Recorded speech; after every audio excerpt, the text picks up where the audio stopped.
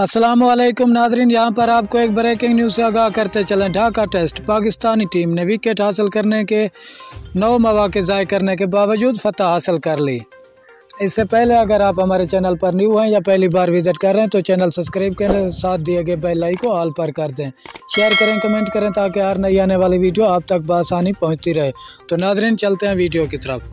Dhaka test में Pakistani team ने wicket हासिल करने के 9 मौके ज़ाय किए। तफसीलात के मुताबिक पाकिस्तान ने कई मौके ज़ाय करने के बावजूद बांग्लादेश को 7 विकेट पर 76 रन तक महदूद किया। बारिश ज़दा मैच के चौथे रोज़ कम रोशनी की वजह से प्लेयर को आजमाया नहीं जा सकता था। शाहीन शाह अफरीदी ने 1 ओवर कराया। स्पिनर साजिद खान, नुमान अली ने 25 ओवर कराए।